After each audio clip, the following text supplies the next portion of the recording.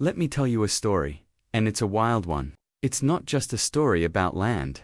It's a story about legacy.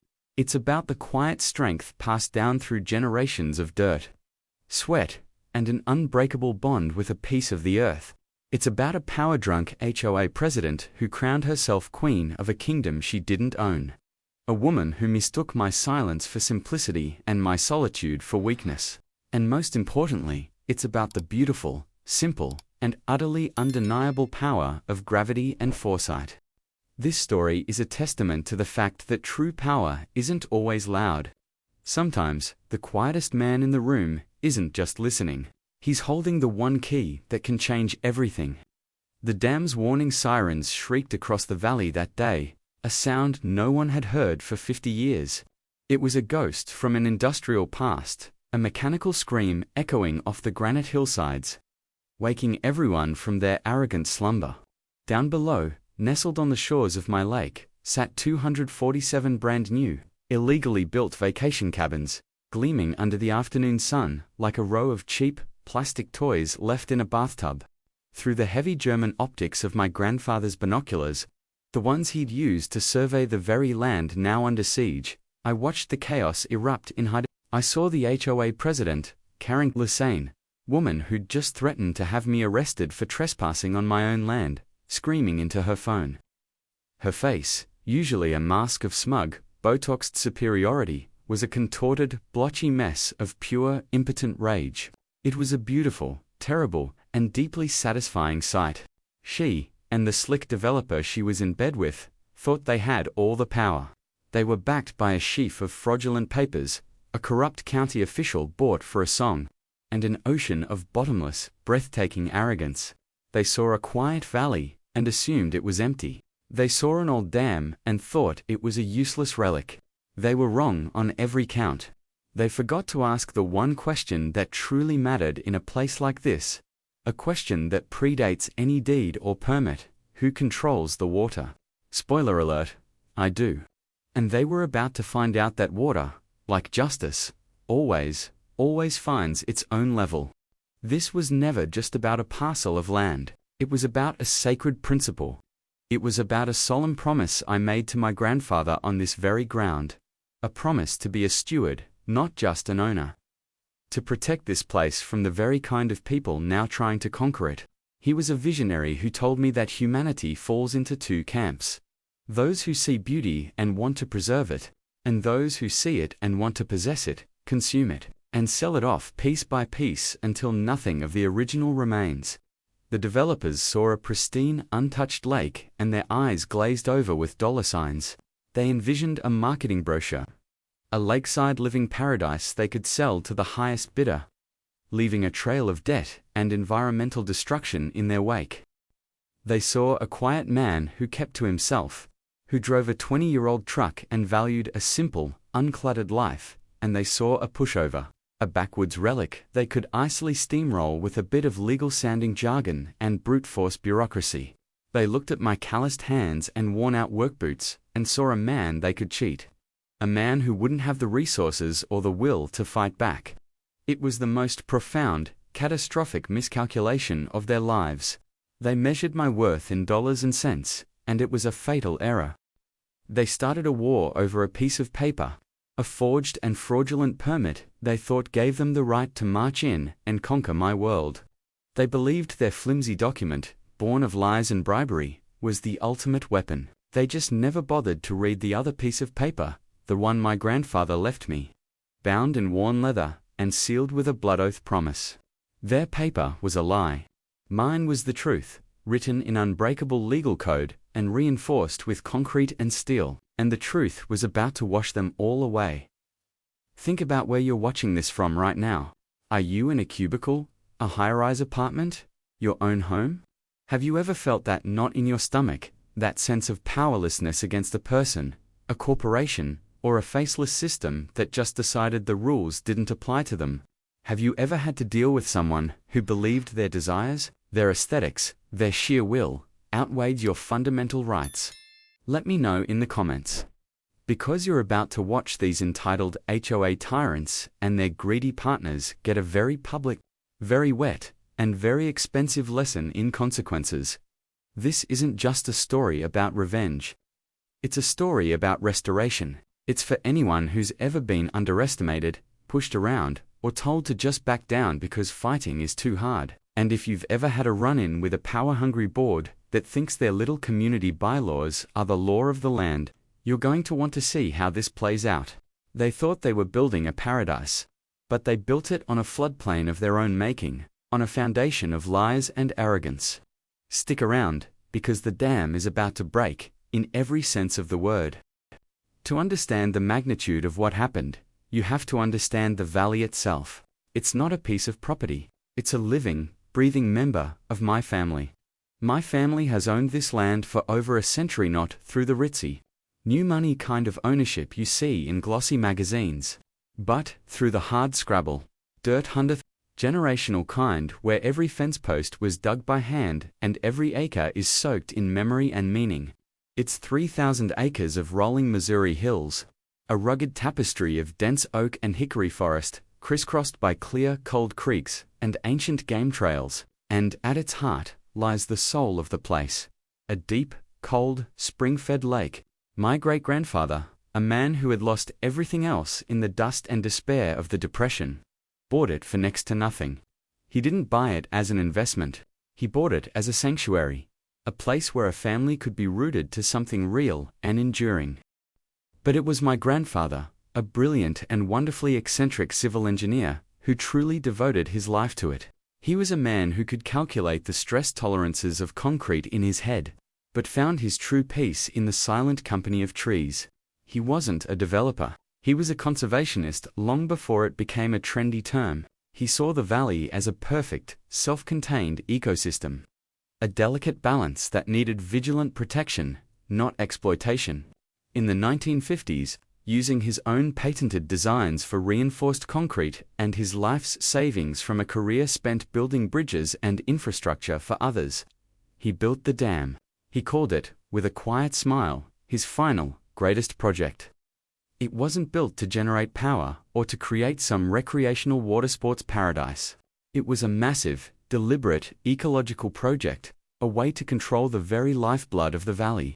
The dam created what our family has always called Grandfather's Lake, a 500-acre body of water that stabilized the local water table, turning marginal flood-prone land into a lush sanctuary for migrating waterfowl, bald eagles, fox, and deer. It was a feat of engineering, a monument of ridiculously over-engineered concrete and steel he proudly claimed was built to outlast the pyramids. He used twice the rebar required by any code and poured concrete so dense it was practically granite. And deep within its concrete heart, locked away from the world, he built a failsafe, a reset button for his grand experiment. The day he showed it to me is burned into my memory. I was 21, a week out of college, my head full of abstract ideas about the future. He walked me out to the dam's control house, a solid concrete bunker built right into the granite of the hillside, looking like a wartime relic. Inside, it was a cathedral to his craft, cool, silent, smelling of stone, old machinery, and the faint sharp tang of ozone from the antique electrical panels. He handed me a heavy ornate brass key, its head shaped like a bald eagle. "This isn't just a key to a building," he told me, his voice gravelly and serious, his clear blue eyes locking onto mine with an intensity I can still feel. "This is the key to the valley's soul.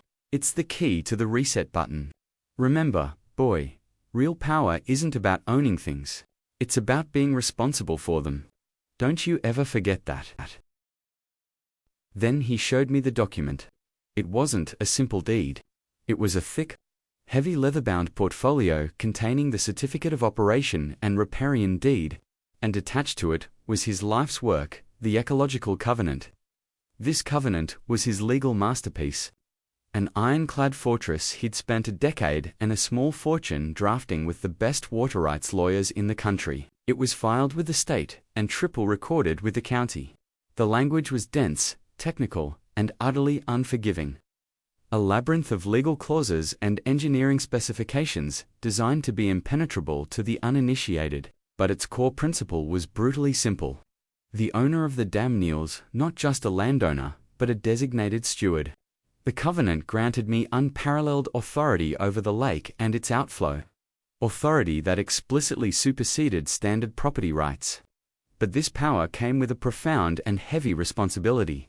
If the ecological balance of the valley was ever gravely and irreparably threatened by unauthorized, large-scale, man-made development within the defined watershed, the steward had not just the right, but the legal duty, to restore the valley's original natural floodplain. In simple, terrifying terms, if someone came in and tried to pave over this paradise for profit, I was legally and contractually obligated to wash them away. It was a poison pill, a legal landmine hidden in plain sight. "They'll come, son," he warned me, his hand resting on my shoulder like a benediction. "They'll come with lawyers in slick suits, surveyors with their transits, and bulldozers that can tear a mountain down. They'll have slick permits and they'll smile and tell you the law is on their side. They'll smile to your face while they're stealing the ground from under your feet, but they'll never, ever expect the law to be on the side of the water itself." For 30 years after he passed, that day never came. I lived a quiet, peaceful life, managing the timber, meticulously maintaining the dam's machinery as he had taught me, and enjoying the profound solitude he had gifted me. The valley was silent, save for the wind in the pines and the cry of the hawks. It was a peace I cherished, a peace I foolishly began to take for granted, and that peace was shattered by a single, crisp white envelope in my mailbox. It started, as it so often does these days, with the distant rumble of construction. On the far side of the ridge that bordered my property, a developer carved out a high, gated community of McMansions called the Estates at Serenity Ridge. From my porch, it was just a distant line of identical beige roofs, interrupting the tree line, a sterile geometric intrusion on the organic horizon. It wasn't my land, and as long as they kept to their side of the fence, I adhered to the old code of the country. It wasn't my business. I watched their progress with a detached anthropological curiosity, noting the cookie-cutter designs and the complete disregard for the natural lay of the land. It was the absolute antithesis of my grandfather's philosophy of building with nature. Not on top of it, then the envelope arrived. It was from the newly formed Serenity Ridge Homeowners Association. The letter inside, printed on expensive, creamy letterhead, was a masterclass in smiling, passive-aggressive hostility. It was a welcome to the neighborhood letter that felt more like a summons from a feudal lord, a condescending pat on the head from a self-appointed ruling class.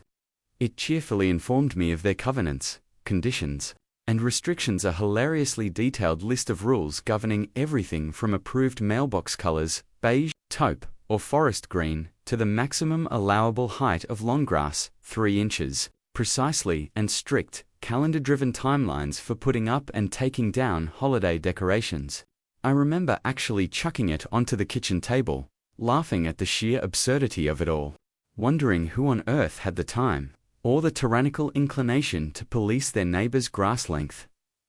The final paragraph was the venom, hidden in the honey. The casual assertion of dominance masquerading as polite neighborly conversation. "We are so excited to begin integrating with the beautiful local amenities," it read. "We have scheduled a community-wide lakeside welcome picnic for next month and will be clearing a small access path and beach area for resident convenience. Our landscaping team will begin work next Tuesday. We look forward to your cooperation."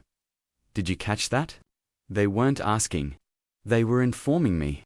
They had already scheduled their landscapers to cut a trail across my land, a registered ecological preserve, to hold a party on the shore of my private lake. The audacity was so stunning it was almost impressive. They had assumed my compliance was a mere formality, that my ownership was subordinate to their desire for a picnic spot. I'm not a confrontational man. My grandfather taught me that the loudest man in the argument is usually the one who's wrong, and that a calm, firm statement of fact is more powerful than 1,000 shouted threats. So, I took a pen and wrote a simple, courteous, but unequivocal letter back. I introduced myself as the sole owner and steward of the 3,000-acre parcel. I explained, clearly, that the property was a private ecological preserve under a specific and legally binding covenant, not a public park, and that access wasn't possible due to the sensitive nature of the land and the legal obligations I was under to protect it. I included a printed, clearly marked map of my property lines for their reference. I wished them well with their new community and sent it off, naively believing that a clear, polite statement of fact would be the end of it. It was just the beginning. A week later, a second letter arrived. This one heavier, on thicker cardstock, as if the physical weight of the paper itself could convey its increased importance. This one was personally signed by the HOA president, a woman I'd come to know all too well. Her actual name is irrelevant. She was a Karen in the most profound archetypal sense of the word. Her signature was an arrogant, oversized scrawl that took up half the space below the text. She informed me that my unneighborly refusal to cooperate was not in the spirit of community and was frankly quite selfish. She then brazenly stated that their lawyers, after a cursory review, believed a prescriptive easement likely existed due to historic local use, giving them the legal right to access the lake. It was a complete and utter fabrication, a classic legal bluff designed to intimidate and confuse. Someone they assumed was an uneducated rube who wouldn't know a prescriptive easement from a prescription medication.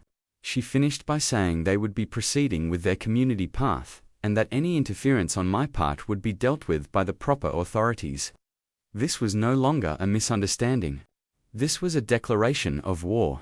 They were testing the fences, pushing to see if the quiet man in the valley had any fight in him. The time for polite letters was over. I went to my safe, pulled out my grandfather's heavy leather portfolio with the eagle emblem embossed on the front, drove the 40 minutes into town, and had the entire thing deed, covenant, maps, and all professionally digitized and copied onto high-resolution, legal-sized prints. I sent one full copy via certified mail to the HOA's registered address, with a new cover letter that was significantly less polite. It reiterated that the entire valley basin was private property, that no such easement existed or ever had, and that any entry would be considered criminal trespassing under state law, and would be prosecuted as such. That weekend, I spent 2 days posting new, larger, professionally printed, no trespassing, private ecological preserve. Violators will be prosecuted signs along every foot of my boundary line. The kind that cite the specific state statute in bold, red letters. For a few weeks, all was quiet. The only sound was the wind and the distant fading memory of their arrogance. I foolishly allowed myself to believe that a show of legal preparedness and clear boundaries had worked. But I had only been dealing with the advance scouts. The main army, armed with bulldozers, bad faith, and outright criminal fraud, was already on the march. The quiet lasted just under a month. Then the real offensive began, a campaign of what I can only describe as paper terrorism. It started with a piece of laminated cardstock, attached to my front gate with a heavy-duty zip tie, a $100 fine from the Serenity Ridge HOA for an unapproved structure, my gate, on my private road, on my land, miles from their precious beige kingdom. They were fining me, an HOA I didn't belong to, had never heard of before their first letter, and wanted nothing to do with, was levying fines against my property. The sheer, unmitigated gall was almost comical. I took a photo of it for my records, snipped the zip tie, and tossed it in the trash can where it belonged. A week later, another fine arrived in the mail. This time for $200. With a new charge added, failure to comply with community aesthetic standards, apparently referring to my perfectly functional, slightly rusted mailbox. It was a deliberate, calculated campaign, a war of 1,000 paper cuts designed to harass, annoy, and financially bleed me into submission, to make me so sick and tired of dealing with their nonsense that I'd just give them their damn picnic path. Then things took a much darker, more sinister turn. One morning, I heard the telltale electronic beeping of a reversing vehicle and saw a surveyor's white pickup parked on the old logging road that marked the edge of my property. A cold dread trickled down my spine. I drove my truck out there and confronted the 2 men who were setting up their equipment.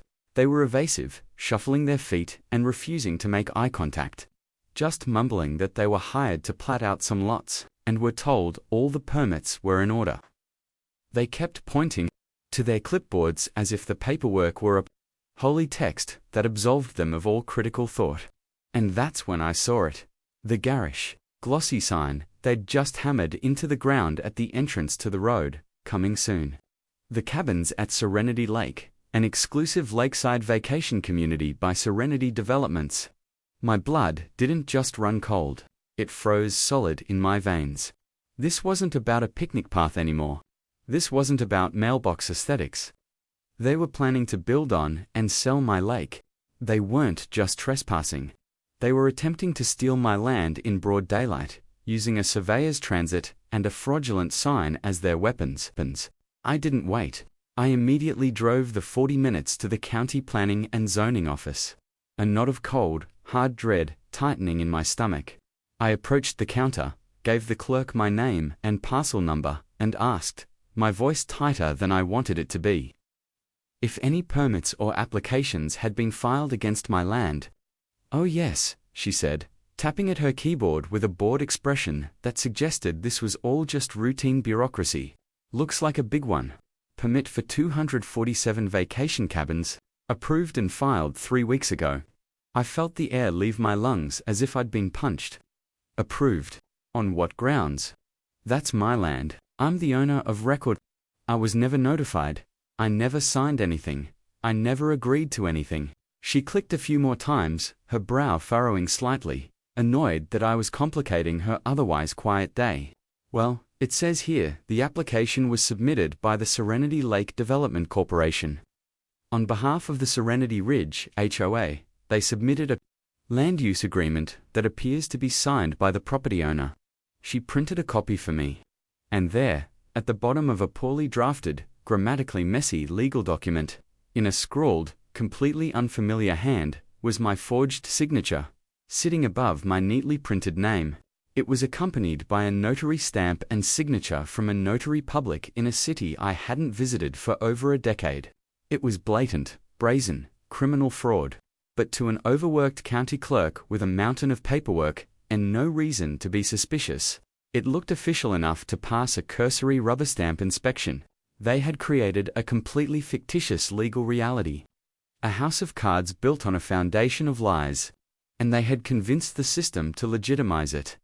This is the moment I knew I was in a fight for my life, for my legacy.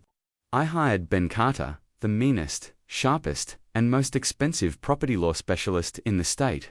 Ben was a silver-haired bulldog in a $2,000 suit, who hated bullies and corporate arrogance with a fiery, purifying passion. His eyes lit up with a predatory, almost joyful gleam when I laid out the story and placed the forged document on his vast, polished mahogany desk. This is magnificent, he said, leaning back in his leather chair and steepling his fingers as if admiring a fine painting. The level of criminality here is operatic. They're not just bending the rules, they're setting the entire rulebook on fire and dancing around the flames. But then came the dose of cold, hard, legal reality. The problem, he explained, his voice turning grim, is the system's inherent inertia. I can, and I will, file for an emergency injunction to halt construction immediately, but their high-priced lawyers, and trust me, they have them, will immediately file a flurry of counter-motions to dismiss, to delay, to obfuscate. The local sheriff will look at this tangled mess, see a civil property dispute, and refuse to get involved. By the time we navigate the procedural morass and finally get a judge to actually look at the evidence and unravel the fraud, they could have 50, 100, all of the cabins built. They're banking on creating facts on the ground. It's a classic, dirty strategy. Build first, litigate forever. The courts are often reluctant to order the demolition of completed structures, even illegal ones. He was right. We filed the injunction. Their lawyers, as predicted, immediately filed a countermotion, challenging our standing and citing their fraudulent land use agreement. The overburdened court, swamped with cases, set a hearing date to sort it all out. For 6 months in the future, just as Ben had warned, the bulldozers arrived on my property the very next week. It was a sickening, heartbreaking spectacle. They tore a massive 30-foot wide access road right down to the pristine lake shore, ripping up 100-year-old oaks by their roots and leaving a raw, bleeding scar of red clay on the land I'd spent my life protecting. The sound of chainsaws and diesel engines replaced the sound of the wind. I documented everything. Every single day, I was out there with a higher resolution camera, a telephoto lens, and a detailed notebook. I filmed the dump trucks, the construction crews, the license plates. I became a ghost at their feast, a silent witness to the crime. The HOA, emboldened by their apparent success, escalated their harassment. They started a security patrol in a brand new golf cart. A couple of retired busybodies, armed with nothing but self-righteousness and cell phones, would drive to the edge of my property, film me documenting their destruction, and shout that I was violating their community safety rules by being present on my own land. The cognitive dissonance was staggering. The stress was immense, a constant grinding pressure. I was watching my family's legacy, my grandfather's sanctuary, get systematically buried under truckloads of gravel, cheap concrete, and arrogant lies. Ben was fighting valiantly in the courts, filing motion after motion, making angry phone calls. But the legal labyrinth was slow, expensive, and deeply frustrating. I was starting to feel the weight of despair. Then, late one afternoon, he called. His voice was different. It was absolutely electric, with an energy I hadn't heard before, a kind of vindicated awe. "Ben," I said, my voice heavy with exhaustion. "Please, for the love of God, tell me something good. I just came back from the ridge. I counted 50 concrete foundations poured along the shoreline. They're moving fast." "Forget the foundations," he said, his voice crackling through the phone. "I'm looking at your grandfather's Ecological Covenant again. I've been a property lawyer for 40 years, and I have never, ever seen anything like this. It's a work of goddamn legal genius. It's a masterpiece." "I know," I said, a little defensively. He told me it was important. Important. My friend, this isn't just a document. It's a loaded gun pointed directly at the heart of their entire operation. The language isn't just airtight, it's hermetically sealed. It explicitly gives you, as the steward, the mandate and the duty to restore the natural floodplain in the event of a catastrophic ecological disruption. And it defines that disruption, in precise, measurable terms, as large-scale, unapproved construction within the primary watershed. They are literally, by the letter of this document, that they never bothered to properly investigate, handing you the legal justification for a counterstrike on a silver platter. He paused for a moment, letting the weight of his words sink into my tired brain. "This changes the entire battlefield. You have another option. A final option. The one your grandfather engineered for you, not just in concrete, but in law." The construction finished in a record feverish 9 months. 247 identical, cheaply made cabins were crammed shoulder to shoulder along the now devastated shoreline, their decks jutting out over the water that didn't belong to them. The HOA held a massive, triumphant, grand opening party, complete with a tacky 20-foot-wide vinyl banner that read, "Welcome to your lakeside paradise." The final personal straw came a week later. I was walking the ravaged boundary line, documenting the severe erosion and silt runoff poisoning the lake from their construction, when Karen, the HOA president, rolled up in her golf cart, a triumphant, permanent smirk plastered on her face. She was beaming, drunk on her apparent victory. She hopped out, holding a single piece of paper. "Well, hello there," she said, her voice dripping with condescension. "I see you're still lurking around. You need to accept that you've lost. This is our community now. It's progress. You can't fight it forever." "This is my land, Karen," I said, my voice dangerously quiet, "and you are trespassing." Again, she laughed, a sharp, ugly sound that cut through the birdsong. She thrust the paper at me. It was a homemade eviction notice, printed on the HOA's fancy letterhead, demanding I vacate my family's cabin within 30 days. Or my possessions would be removed and disposed of at my expense. An eviction notice. For my own home. On my own land. I looked at the ridiculous document, at her smug, victorious face. then past her at the 247 plastic siding cabins gleaming in the sun behind her. I looked at the devastated shoreline, the raw earth, the countless stumps of the ancient oaks my grandfather had taught me to identify by their bark, and in that moment, all the months of stress, the boiling anger, the profound grief, coalesced into a single, cold, diamond-hard point of absolute clarity. They had, by their own actions, fulfilled the precise terms of the covenant. They had become the grave and irreparable threat. The time for lawsuits was over. The time for stewardship had begun. I calmly folded the bogus notice and tucked it into my shirt pocket. "You know, Karen," I said, my voice perfectly even, almost conversational. My grandfather was a very forward-thinking man. I turned and started walking deliberately toward the overgrown path that led up to the dam's control house. He believed that sometimes, when man's arrogance becomes a poison, nature needs to be allowed to forcefully take back what was stolen from it. Her face went from smug confusion to dawning alarm as she processed my words. "What does that mean? What are you talking about? You can't, you wouldn't dare." I didn't answer.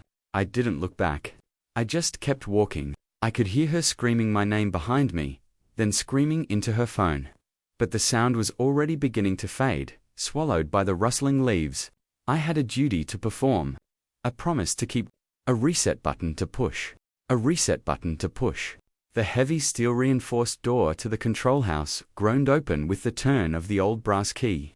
A deep, metallic protest it hadn't made in 50 years. The air inside was still and cool, thick with the sacred scents of old grease, cold concrete, and the sharp, clean smell of ozone from the antique electrical panels. It was a time capsule, a tomb of dormant power.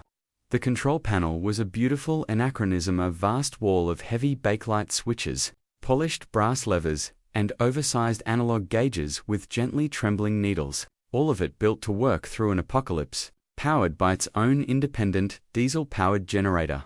My grandfather had walked me through the startup sequence a dozen times as a young man.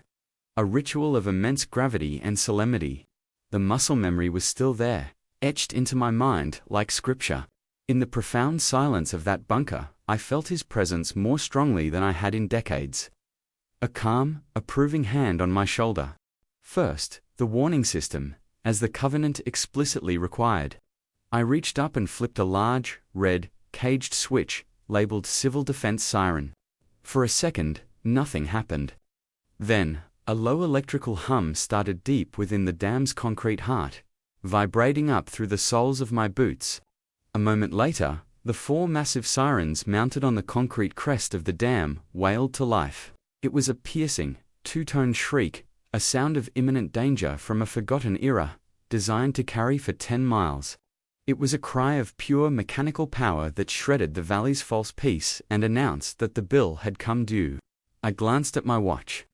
Their hour of grace had begun. Through the thick, dust-covered observation window, I could see tiny, ant-like figures emerging from the cabins, pointing up toward the dam, their lazy, picnic-like atmosphere instantly transforming into one of confusion and dawning fear. Next, pressure equalization.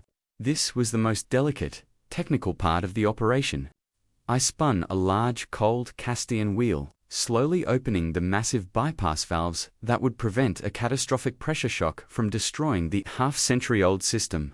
The needles on the main pressure gauges trembled and began their slow, inexorable climb, marking the rising pent-up force of the millions of tons of contained water. It took 10 agonizingly slow minutes. The relentless wail of the sirens, the only sound besides the pounding of my own heart against my ribs. I spent the time watching through the window, seeing the frantic, disorganized activity far below. The confusion was rapidly turning to panic as the sound of the sirens continued, an unignorable alarm. Cars were starting to move, trying to flee, but their one poorly constructed access road was already becoming a logjam of panic. They had been given an hour, but their own short-sightedness and greed were now trapping them. Finally, the main event.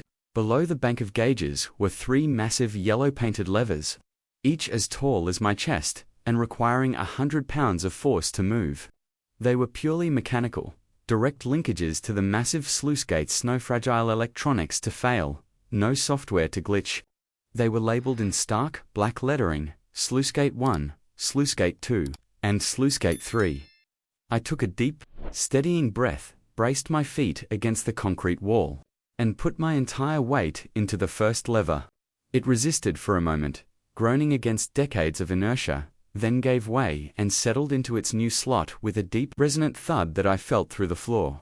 A low-frequency rumble began immediately, the sound of a sleeping giant awakening. The sound of millions of gallons of water beginning to move through the deep, dark channels of the dam for the first time in my life. I walked to the second lever and pulled. The rumble grew into a deafening, roaring vibration. The whole bunker seemed to shake, and fine dust and chips of paint shook loose from the ceiling, dancing in the single beam of light from the high barred window. I pulled the third lever. The roar became a physical force, a tangible pressure in the air that pushed against my eardrums and compressed my chest. I walked back over to the thick-paned observation window that overlooked the base of the dam, my legs feeling unsteady from the vibration coursing through the structure. The sight was biblical. From the 3 spillway channels, colossal, cylindrical plumes of white water erupted with furious, unrestrained power, crashing down onto the rocks below with a force that sent a continuous shockwave through the air. The tranquil, trickling creek at the dam's base swelled instantly into a raging, churning, mud-brown river, a 10-foot-high wall of water moving with terrifying speed. Downstream, the effect was immediate and dramatic. The water surged over its banks with a mind of its own, spreading out like a slow, deliberate brown tide, relentlessly and hungrily reclaiming the natural floodplain my grandfather had so carefully mapped a lifetime ago. It didn't look angry. It looked purposeful. It swirled around the concrete foundations of the first row of cabins. Then the second, methodically testing their flimsy construction. Screened porches were ripped away from their moorings, carried off by the current like children's toys. Decks splintered and vanished beneath the muddy surface. Through my binoculars, the scene was one of pure, unadulterated chaos. People were running, slipping in the mud, dragging cheap patio furniture to higher ground that didn't exist. Their single escape route was already being swamped, the brown water swallowing the asphalt hole, cutting off their escape. And there, standing on the elevated porch of the grandiose community sales office, was Karen. Her phone was still pressed to her ear, but she was no longer screaming. She was just staring, her body rigid, her face a mask of pure, unadulterated horror and disbelief. She was watching her multi-million-dollar empire, her smug little fiefdom, the source of all her perceived power, being literally dissolved, brick by cheap brick, in real time before her eyes. The cheap vinyl siding was peeling off the cabins in long, shrieking strips. The freshly laid sod lawns were being rolled back like a cheap carpet, and the entire fraudulent, criminal enterprise was being scrubbed from the face of the valley. I didn't feel joy or savage satisfaction. I felt a profound, quiet, and somber sense of rightness, of a terrible, necessary balance being restored. I wasn't destroying anything. I was initiating a restoration. My grandfather's covenant was never about revenge. It was about ecological and moral equilibrium. These people had pushed the valley, and me, to the absolute breaking point with their greed and lies. I was simply the instrument through which the valley was allowed to snap back into its intended state. It took 3 full days for the 500-acre lake to drain down to its original, pre-dam level, revealing its deep spring-fed core and a vast, expanding perimeter of glistening, wet mud. Where 247 cabins had stood just days before, there was now a massive shallow wetland, a quagmire of silt, mud, and the tangled skeletal remains of cheap construction. The structures weren't gone. They were utterly ruined, waterlogged, silt-filled husks. Their windows blown out by the water pressure, their cheap siding peeling away in long, soggy strips like dead skin.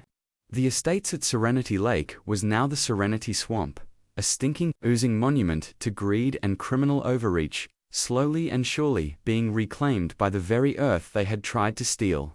The silence that followed the 3-day roar of the water was absolute, profound, and healing. Then, the outside world descended.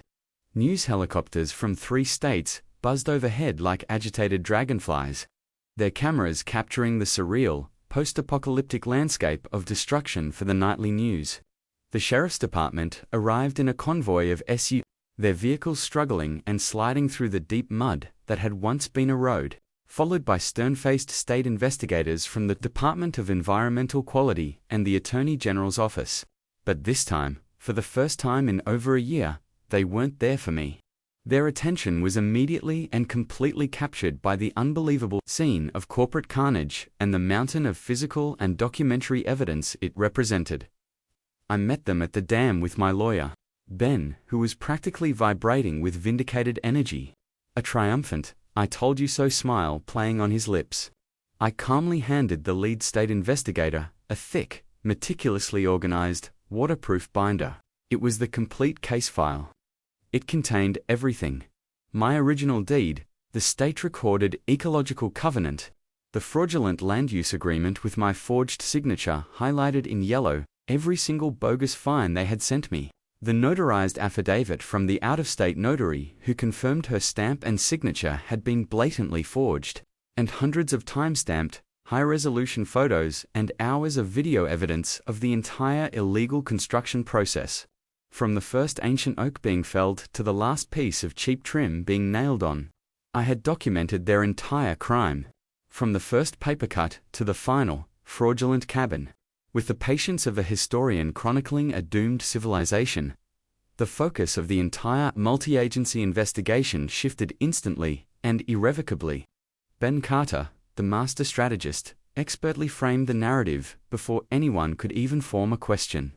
The story for the authorities and, later, the media, was no longer about a reclusive landowner who opened a dam. It was the story of one of the most audacious, brazen real estate and fraud cons in the state's history. The people who had put down deposits on the cabins, it was quickly revealed, were themselves victims of a massive Ponzi-style scheme. Sold property the developer never had the legal right to build on or sell.